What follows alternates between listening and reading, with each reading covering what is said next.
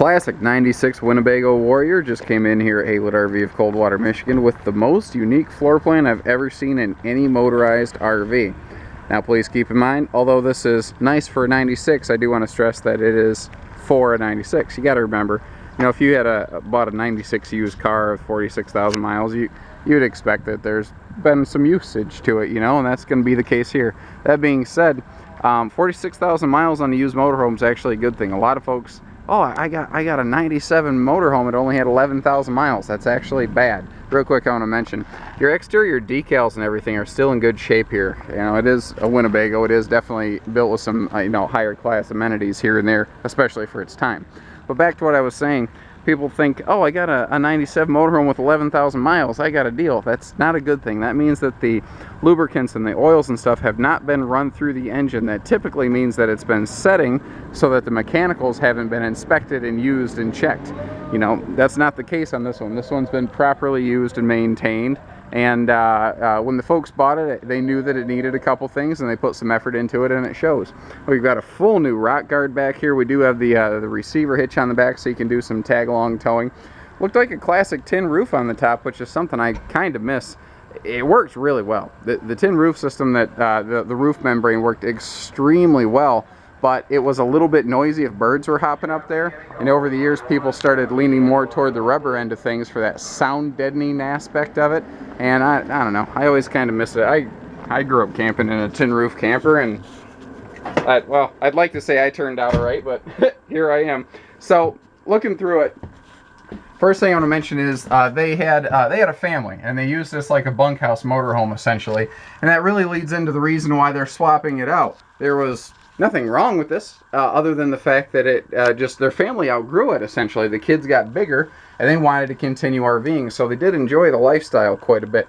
Naturally, sofa and dinette, well, I guess sofa and dinette rather, could fold down. Got good storage here. Classic RVs are always the best for lots of storage, you know. Even to this day, the overhead struts are still getting the job done. So again, you are looking at good quality components in here.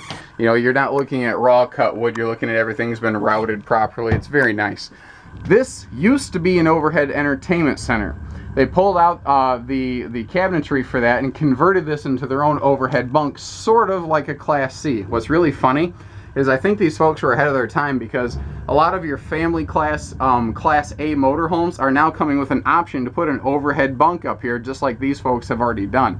Now all of the guts of the cabinetry, I guess you could say, all the styles and the boxing, that stuff is actually located in the back in the bedroom. They did keep all that. So if you want to convert this back to an entertainment center, it's easy. And you notice you still have the power outlet up here. They did put their own little safety gate system up here so that the kids weren't accidentally, you know, rolling out at night. And it's easy to get in, easy to get out, essentially.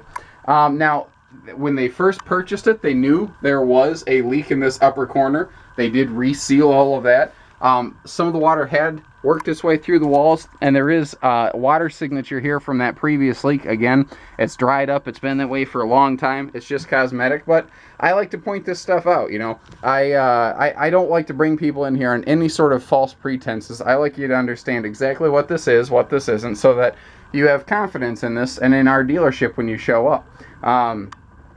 Very classic, actually, curtain style cabinet door. That is something that people had done as a replacement here and there. There were cabinet doors in here initially, but a lot of people did this. A lot of people used to take off cabinet doors in a lot of classic RVs and put some kind of decorative curtains up there. Kind of funny. I guess it was just the trend and the thing to do at the time.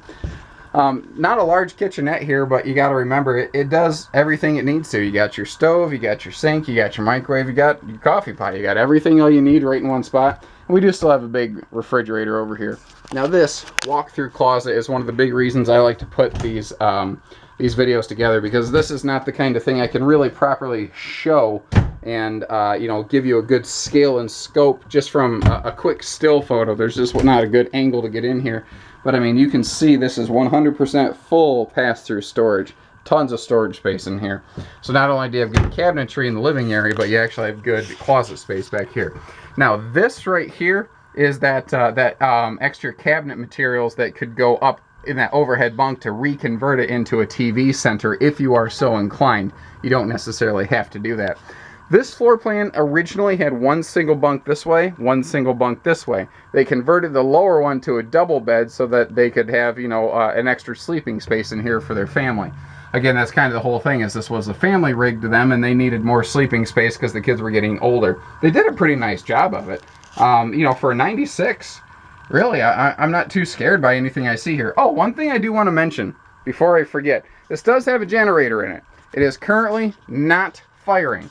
It does have spark. My understanding is that last summer it worked with no issues.